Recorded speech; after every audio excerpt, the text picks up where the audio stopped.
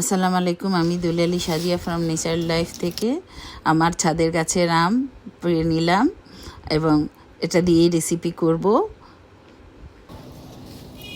এখানে আমি 3টি কাঁচা আম ধুয়ে শুকিয়ে নিয়েছি কাপড় দিয়ে বা টিস্যু দিয়ে, যেভাবে পারেন মুছে শুকিয়ে নেবেন।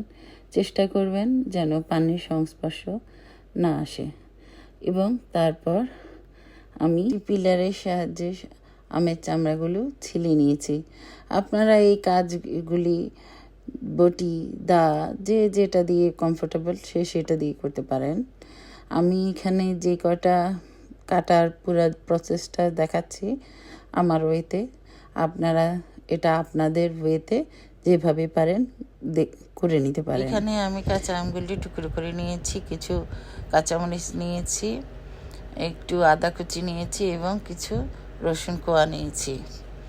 অথেন্টিক এবং স্পেশাল কাসুন্দি বানিয়েছি। এটা করতে এই ইনগ্রিডিয়েন্টসগুলি লাগবে। তার জন্য আমি এখানে 200 গ্রাম হলুদ সরিষা এবং 100 গ্রাম কালো সরিষা আমি একটি প্যানে প্রায় 15 মিনিটের মতো ভিজিয়ে রেখেছিলাম। ভিজিয়ে তারপরে ধুয়ে পানি ঝরিয়ে নিয়েছি। এখন সেগুলো আমি একসাথে আমের সাথে ব্লেন্ড করে নিব। তো আপনারা এই ব্লেন্ডটা যে কোনো কিছুতে করতে পারেন। আপনারা আপনাদের সুবিধা মতো ব্লেন্ডারে করতে পারেন বা পাটায়ও বেটে নিতে পারেন। আমি আমার একটা হ্যান্ড ব্লেন্ডারে এগুলি সব একসাথে করে ব্লেন্ড করে নিচ্ছি। সেটাই আপনাদেরকে আমি দেখাচ্ছি। সবগুলি একসাথে দিয়ে আমি ব্লেন্ড করে নিব। তো এর জন্য আমি এখানে ভিনেগার দিয়ে দিব। ভিনেগার আমি আস্তে আস্তে করে দিব, যেই পরিমাণ লাগবে ব্লেন্ড করতে আমি ঠিক সেই পরিমাণই ভিনেগার দিব। ভিনেগার দিয়ে আমি ব্লেন্ড করে নিব। ওগুলি ব্লেন্ড করে আমি এক পাশে রাখছি। আর একটা স্পেশাল মশলা আমি এই কাসুন্দির জন্য বানাবো। তার জন্য নিয়েছি 1 চা চামচ জিরা, 1 চা চামচ ধনে, 1 চা চামচ পাঁচফোড়ন, 1 চা চামচ পোস্ত, 1 চা চামচ রাঁধুনি এবং কয়েকটা শুকনো মরিচ। তো আমি এগুলি প্রথমে অন্য পোস্তদানা ছাড়া বাকি মশলাটা টেলে নিয়েছি। পরে পোস্তদানাটা দিয়ে অল্প একটু নেড়ে জাস্ট চুলাটা বন্ধ করে দিয়েছি।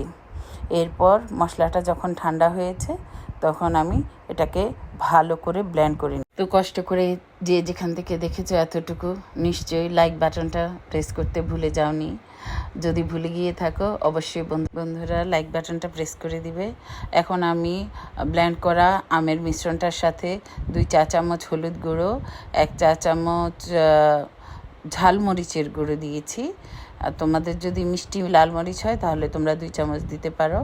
আর আমি এখানে স্বাদ মতো লবণ এবং 4 চা চামচ আমি চিনি দিয়ে দিয়েছি। এখন এই মিশ্রণটার সাথে আমি আমার করে রাখা সেই স্পেশাল মশলাটা পুরোটাই দিয়ে দিব, কারণ এখানে আমি পরিমাণ মতো করেছি।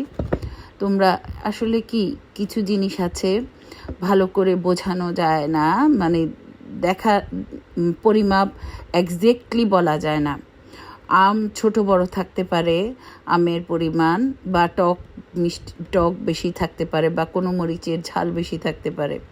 তো এই জিনিসগুলা সবার টেস্ট অনুযায়ী করাটা উচিত। জাস্ট ধারণা নিয়ে টেস্ট অনুযায়ী করা উচিত, তাহলেই ভালো হয়, পারফেক্ট হয়। তো আমি এখানে তেল দিয়ে দিয়েছি সরিষার 2 কাপ। তেলটাকে আমি খুব ভালো করে গরম করে দিয়েছি। দেখো মিশ্রণটা যখন আমি মিশিয়ে ভালো করে এখানে ছেড়ে দিয়েছি কিভাবে ফেনার মতো উপরে উঠে গেছে। ঠিক এই জিনিসটাই আমি চেয়েছিলাম। এমন ভালো করে যদি তেলটা গরম করে মিশ্রণটা ঢালো, উপরে যখন বাবেলটা উঠে যাবে তখন মনে করবে আচ্ছা এই কাসুন্দিটার স্বাদও অনেক দ্বিগুণ বেড়ে যাবে।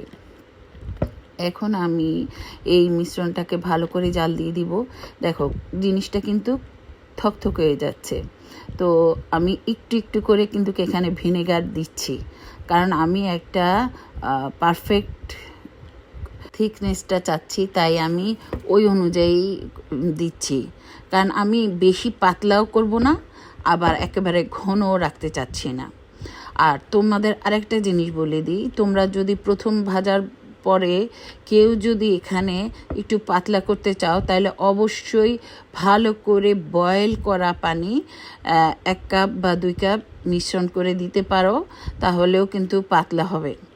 আর সেটার পরিবর্তে কিন্তু তোমরা ভিনেগারও দিতে পারো। দেখো আমার কাসুন্দি হয়ে গেছে, বিশ্বাস করো এত মজা হয়েছে, না খেলে বুঝবা না। সব কিছুর সাথে এই কাসুন্দিটা খাওয়া যায়, ইলিশ মাছ রান্নায় বা যে কোনো ছোটো মাছ রান্নায় বা যে কোনো মাখাতে তোমরা যে খাও অনেকই অনেক ভালো লাগবে। আমি এই কাসুন্দি ফার্স্ট টাইম বানিয়েছি, আমি চাইবো ঠিক তোমরাও বানিয়ে একবার হলেও স্বাস্থ্যসম্মত উপায়ে নিজেরা ঘরে বানিয়ে খাও। আল্লাহ হাফেজ।